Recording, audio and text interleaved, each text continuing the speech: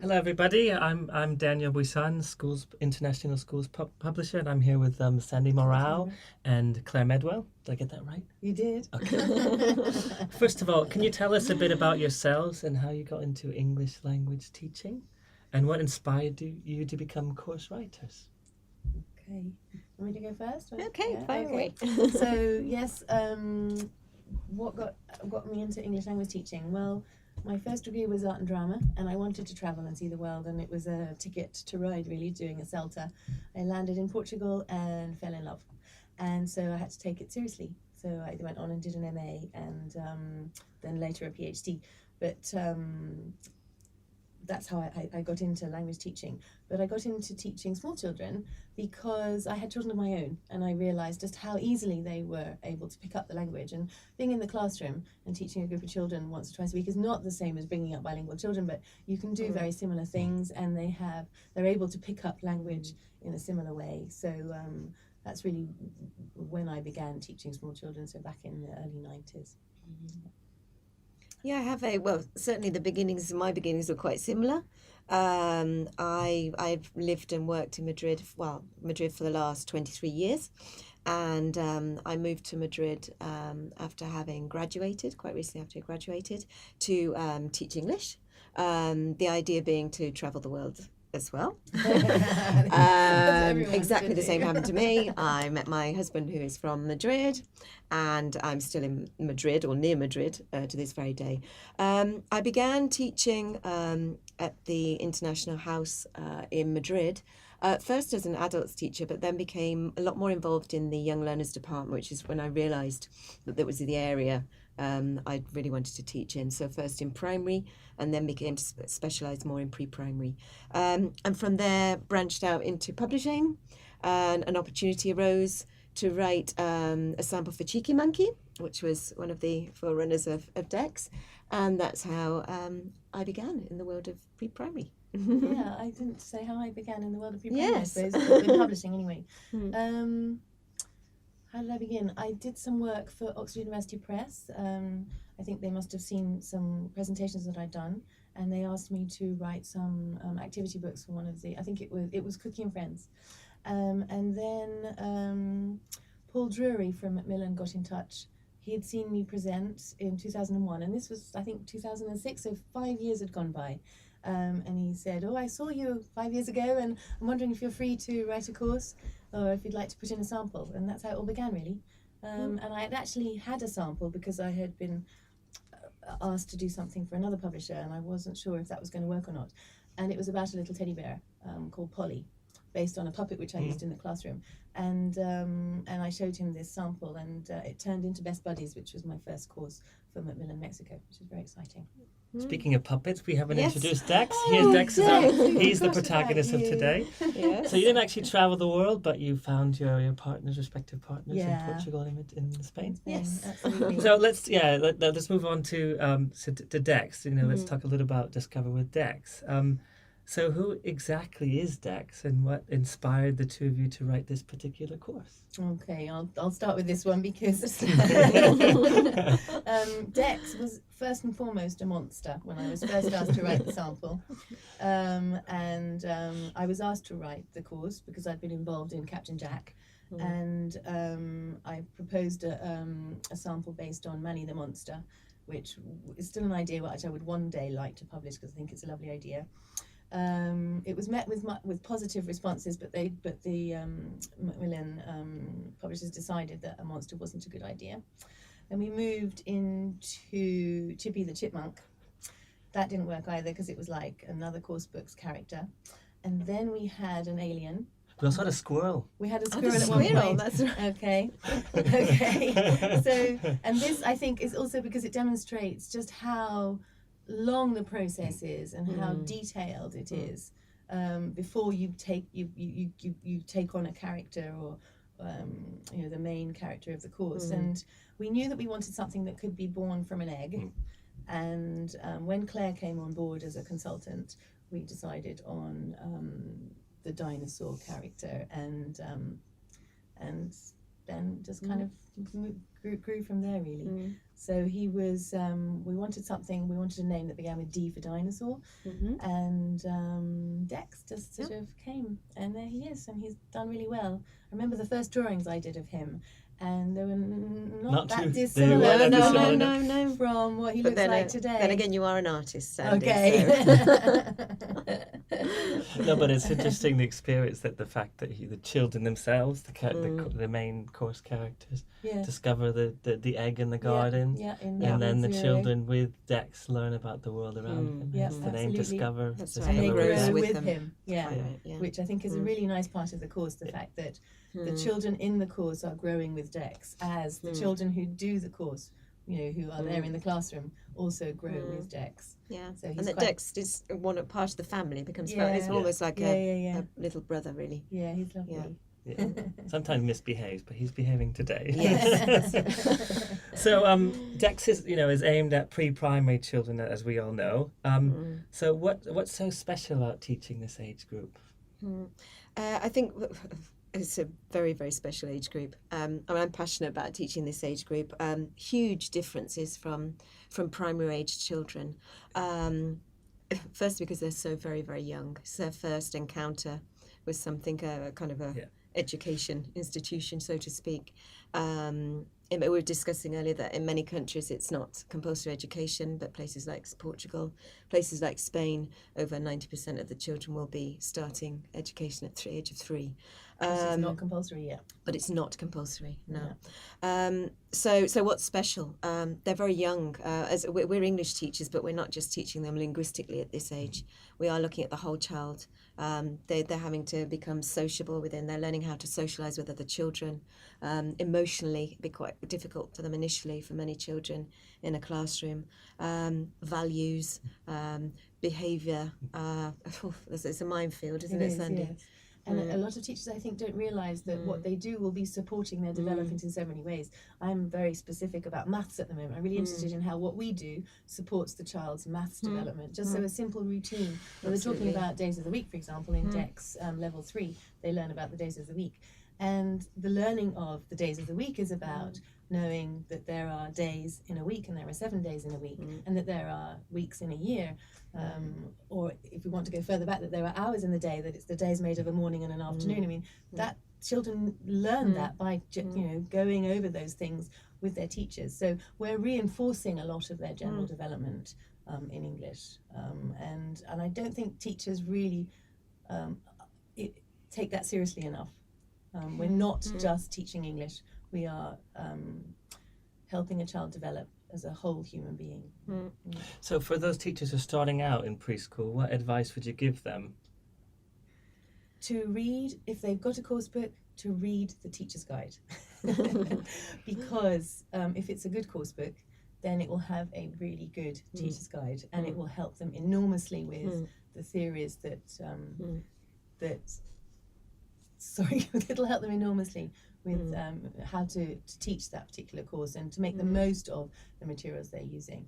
But another thing that I would say is, in Portugal and Spain in particular, it tends to be a specialist English teacher who comes in and teaches English, and then will leave the classroom and move around. And if that's the case, it's really important to collaborate with the classroom teacher and try and follow what she is doing and learn with her as well. Use some of the techniques that she uses to manage her children, and collaborate. I think that's really important. No, so I just think also a lot of we often, certainly in situations in Spain, a lot of these English language specialists are dropping down from higher levels. And I think they have certain preconceived ideas that it might be they're just going to be younger children, but I'm sure it's going to be quite similar. I'm going to teach them linguistically, and they find themselves in a situation where they don't know how to organise young children. Something like Dex is very promotes routines in the classroom, which is essential to have a very solid framework to every class. so that children feel comfortable. It kind of scaffolds their learning and their behaviour, and they know what to expect. They know that they may have, when they come into the class, they have a hello time routine. They know they sit in a circle. They know they sing a song. They know they meet decks. Moving on to playtime, story time, tidy up routines. I think this really, all again, the different times helps are very guide the evident. children and kind of creates this kind of caring environment for them, I think. A very, very clear framework of the lesson. Absolutely. And Yes. I would say Mm. what I have learned developing the materials is exactly this, is one, to learn from the teachers of the preschool teachers who are teaching them mother tongue, observing what they do, Yeah. because these children are very young. So learning from what they do in terms of the routines, the weather routine, the routines that you've just spoken about, it's really observing that. And for my advice to teachers would be really just sit and observe them and really respect in terms of what they're doing in L1. As we developed DEX, we thought about how the introduction of colours, the certain concepts that we do in L1 to ensure really respectful with colours, with the numbers and concepts like up and down and things, to ensure that it doesn't. Some teachers don't like the children to be doing things in L2 in English before they do an L1. Yeah. So it's, Yes, and we did take that into consideration. So it's and tried to something- follow. Yeah. to I follow, think to it's- I ensure think it's it that, is it's that important, yeah. flexibility as English teachers. We teach numbers, colours, toys, the different topics, but in preschool it's really important to ensure that you get the balance right. How to do that and balance. With the mother tongue. We could be on. We could talk about this for hours. We did, it's a delightful topic. And okay, so let's move on in terms of so what support does DEX offer for parents and for teachers from your point of view? Well, the whole unit is created so that at the end of the unit, the children they can do a project which involves the parents as well. It doesn't involve the parents doing it. It involves the children showing what they've done in the class and then expanding on what they've done. That's a very important part of the project work. And they take that back into the classroom and they talk about it. So parents are involved there. They're involved in the children take the mini book home, for example, to retell or to tell their parents the story. They're given lots of opportunities to share what they know and what they can do with the parents.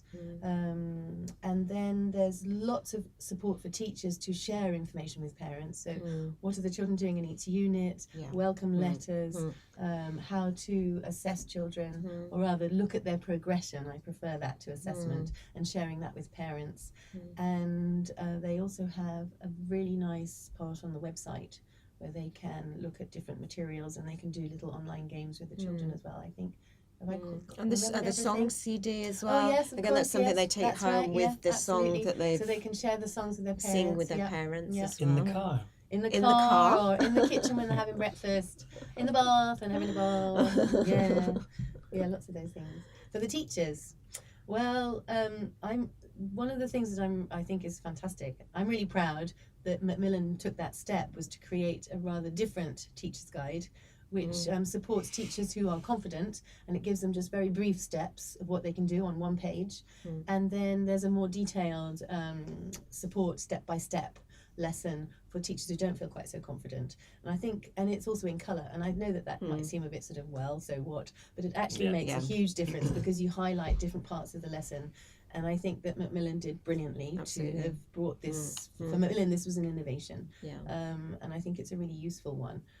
I know that it wasn't easy to do because we had to separate exactly and make things very clear, and also reduce what we were trying to say as course book writers, because a course book writer who writes for pre-primary, there's nothing in the course book except pictures.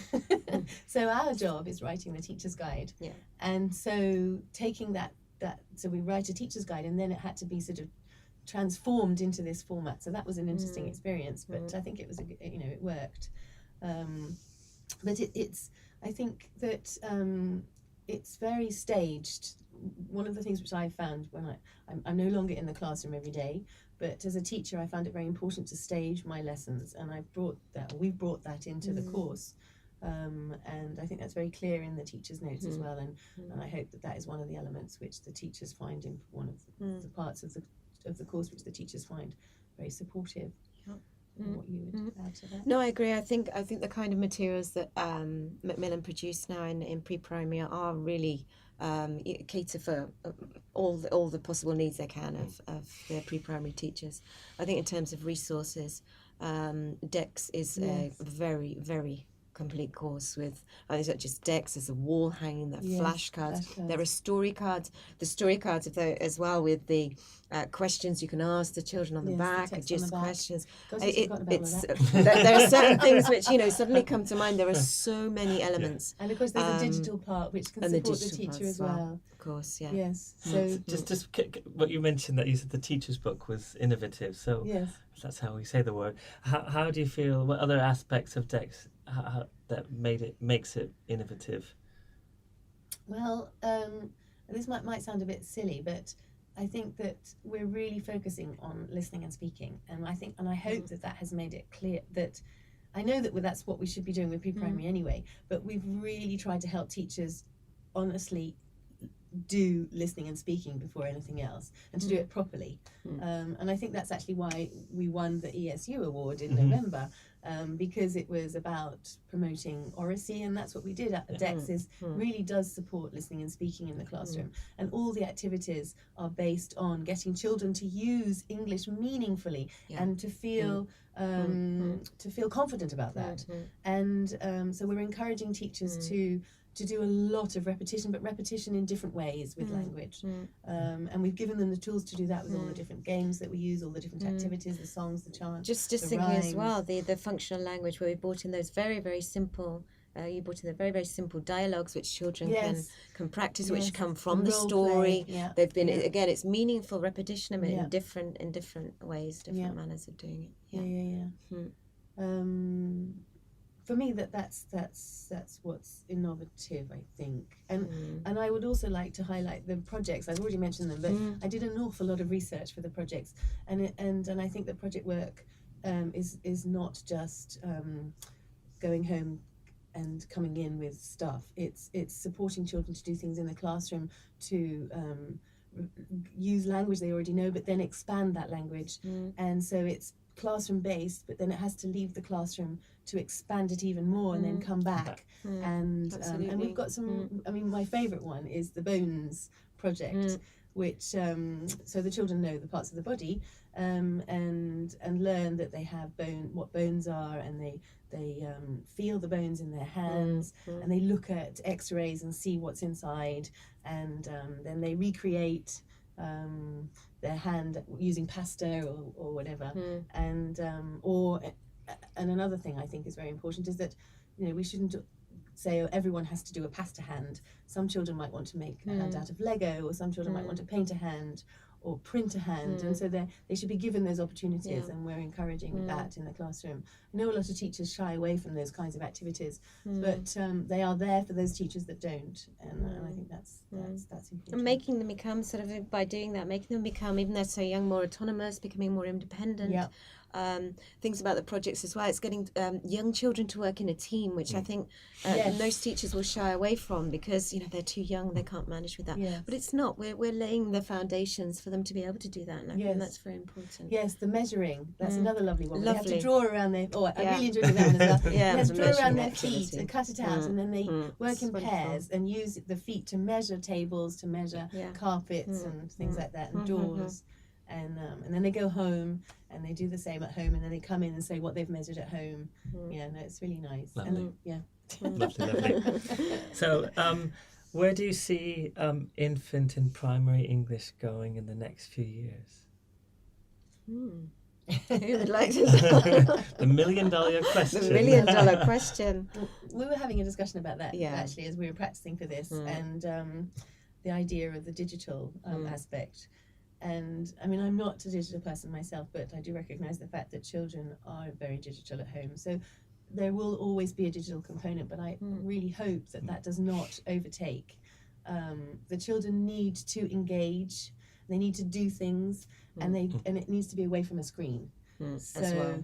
so teachers need to be very aware of that, and the lessons should not be based on showing images on the screen and just getting children to chant and repeat. They should be actively, moving and doing things. And I hope that we will see more and more of that when, as teachers become more aware of the importance of developing the whole child and not just looking at teaching English. So I hope that that is what happens in the future. Although I'm not sure, there's very little policy to support it because because pre-primary education is not compulsory in the world, in most countries in the world. What happens in English in pre-primary is often that has no policy to support it, and so all sorts of terrible things happen, and that's not good. So I hope that in the future we see more policy that helps to organise and orient. Orient, is that an English word? Orientate, yeah. Orientate. Thank you very much. My Portuguese coming in. Portuguese and Spanish. I hope that we see more guidelines, more solid guidelines based on research and good practice for how we can teach English appropriately in the pre-primary classroom. Yeah, I agree. I think also as it's my own personal opinion, but I think that kind of the learning at this level as well is perhaps it needs to become more flexible. It may be that they become things like projects where from that or skills based. You might have a skill based pack or a skill. I just feel the idea that this kind of a story based pack, this kind of flexibility within pre-primary. I'm not sure whether that is something that might happen in the future or not, but it may not be the traditional course book. A course book, perhaps. Yeah, that's interesting. Just in terms of education, but obviously then the learning aspect as well. Policies as well, quite rightly, things needs to be more research. Absolutely. And more guidelines. There's very little on this on pre-primary education. Yeah. Yes. So what's next up for the two of you? Another $1 million question. You tell us, Daniel. It's in my hands. I'm doing a lot of work with consultancies. I've moved away from writing particularly for a publisher, and I'm doing a lot of teacher education, teacher training and consulting work in different countries in the world related to pre-primary education, where policies are beginning to be introduced, which is fantastic to see. So yes, writing another course, I'm not sure. I haven't been asked by a publisher yet. Well, no, that's not true. I have, but I've not been able to accept any proposals. But it's always an interesting experience to write a course book. And I think in each one you learn a huge amount, Absolutely. which will make the next one, if there is one, a better project. So yeah. I mean, I'm a similar situation to Sandy. There's a big demand at the moment for pre-primary training throughout the world. It's an area which is opening up in other markets as well. So that's where a lot of my time's being spent at the moment. But again, becoming involved in another project is something I'd always like to do. Again, learn an awful lot from it. Speaking to teachers from around the world as well, you kind of all these ideas feed in to a new pre-primary project. I just want to thank you for your time, and thank you so much for working on Dex. Yes, Thank you it very was a much. pleasure. I think we were a great team. I think we were too. Yes, I think so too. Thank you, Dex.